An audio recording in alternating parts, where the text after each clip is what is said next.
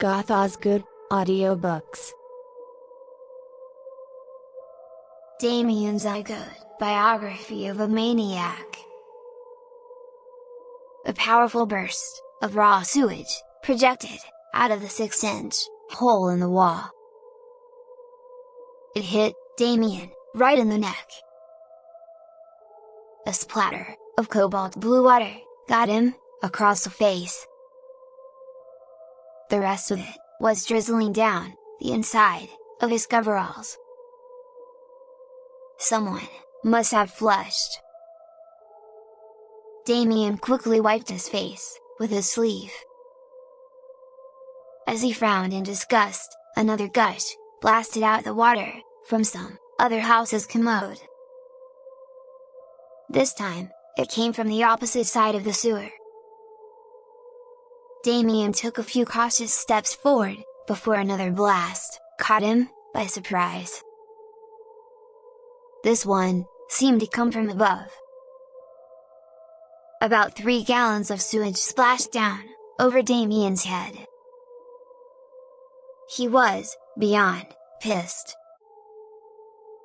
The smell of pure shit started to fill the air. All of a sudden, every drain was spewing.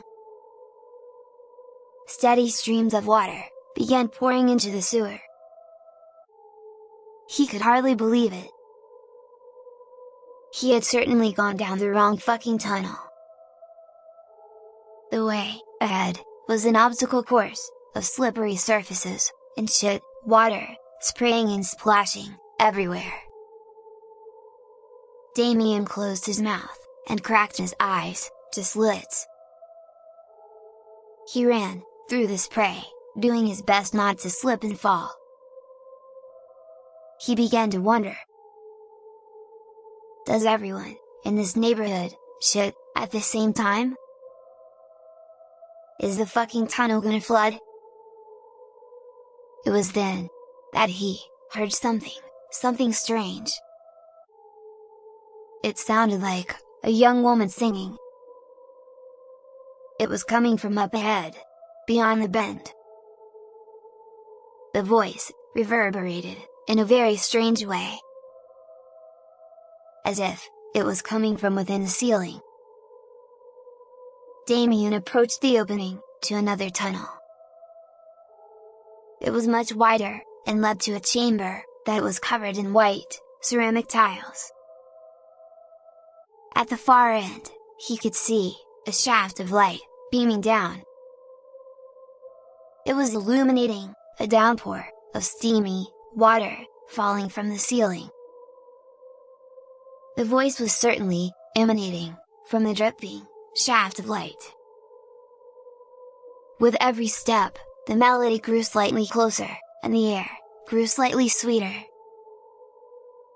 The fragrant scent of peach and cherry blossom body wash filled Damien's nostrils. Sweet, merciful, aromatic relief. A large soapy puddle was forming on the ground. It trickled towards Damien's black, steel-toed boots. He approached the shimmering water. He took the opportunity to rinse himself off. The singing had stopped somewhere along the way, but as soon as Damien moved underneath the dripping shaft of light, the singing started up once again. Above his head was a large triangular-shaped grate, made of ornate brass. Hot soapy water poured down over his head. It was the shower floor drain of the St. Nicholas convent. The light that was streaming through the grate revealed broken glimpses of a beautiful, naked woman washing her body. Damien's eyes widened in disbelief. Her strawberry blonde hair was tightly braided into buns that framed either side of her kind, young face. She reached over to a solid marble altar. It held an assortment of shampoos, soaps and body washes. She grabbed a crimson hexagon from a golden dish. She held it between the palms of her hands, as if she were praying, beneath the antique shower head. A froth of suds began to appear, and overflow, from her praying hands. It coated her entire body, with a glossy sheen. The soap suds dripped down her pale, wet skin, and into the floor drain. A long rosary necklace, with an attached crucifix dangled down, between her glistening cleavage. Damien unbuckled the ceremonial headdress. Then he unsnapped it, from the spiked leather dog collar. He closed his eyes, and let the water wash over him. He pulled the headdress off, and held it against his chest. He tilted his head upward and let the water cover his face. Then, the soap dropped. It slid directly over to the grate, above Damien's head. He cracked one eye open, suds partially blinding his other eye. The crimson jewel of soap was close enough to touch. The woman turned her head, and looked down. Damien froze. It appeared as if she was looking right at him. His heart was pounding in his chest. He tried to remain calm, but he felt like she could see him. Instead of retrieving the soap, she just stared over towards the drain, and began lathering herself up, taking extra time on her breasts. Her breathing became heavy. She began to moan. She bit down on her lip, and rolled her eyes. Her once praying hands now explored the forbidden areas of her body. Her erotic noises echoed through the sewer. Damien quickly washed the filth from his being, and strapped the outrageous headdress back on. It was protection from the astral demons that followed him everywhere. Nothing that Damien had experienced in life could be easily explained. Nothing was what it seemed to be. It all started when he was a little boy.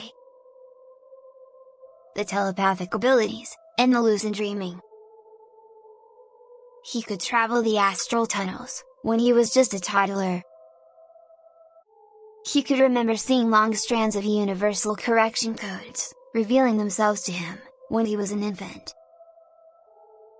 That's when he first encountered the Hat Man and the Shadow People. That's when the astral demons made themselves known, and began coming for him, each night, in his dreams. Damien rinsed the last of the suds from his eyes, and was hit with a lightning bolt of fright. The naked woman was right up against the floor drain, looking down at him, with furious, glaring, hazel eyes. She began to scream, in a psychotic rage. Saliva dripped from her teeth. Blood vessels burst in her eyes. Damien backed away, and started to run. He ran towards the darkness, in the far corner of the chamber. He felt his way along the wall. There was an opening to a narrow passageway. It was pitch darkness. A slight breeze could be felt. Damien hugged the wall, and took his chances. There would be no way of knowing where he was going. He could easily fall to an uncertain death.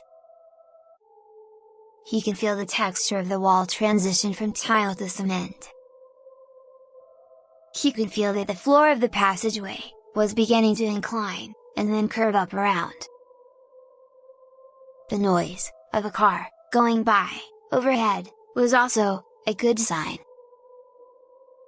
Damien moved along the wall, until he felt a dead end.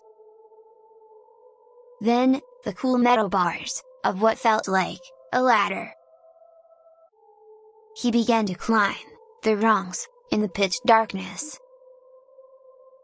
counting each one as he climbed. By the time he got to 15, he had already banged his head. Damien held onto the ladder with his left hand, and pushed as hard as he could, upwards, with his right. Whatever Damien was pushing on, was made of metal, and was hot to the touch. More than likely, it was a manhole cover, although the edge of it did not feel round. It wasn't budging at all. Just then, the sound of another car, passing overhead, could be heard. Damien's fingers touched what felt like the links of a chain, drooping down. He followed it with his fingertips. It led to a large pin, locking the hatchway. He began pulling at it. It started to slide, then stopped. Damien started wiggling the pin, back and forth. Each time he wiggled the pin, it moved, about half an inch. The sound of a little girl's laughter began to echo through the sewer. It made the hairs on the back of Damien's neck stand up. He began feverishly manipulating the pin, from side to side, in a nervous rhythm. A horrible growling began creeping through the darkness. His already pounding heart began to race even faster. His breathing went from inhale to exhale, with increasing forcefulness. Adrenaline started coursing through Damien's bloodstream. He couldn't hear himself think, over the sound of his own frantic breathing, and the sound of the horrible growling, as it grew closer. The tender pitch of a child's voice giggled in the darkness.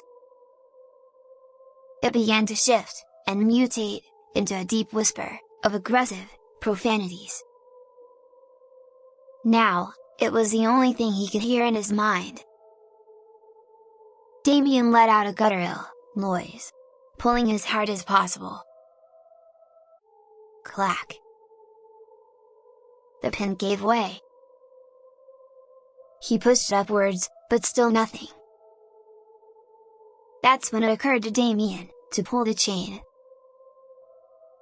A gate dropped open, showering Damien with debris. The trap door swung through the dark, nearly colliding with Damien's skull. Blinding red sunlight blasted down into the sewer.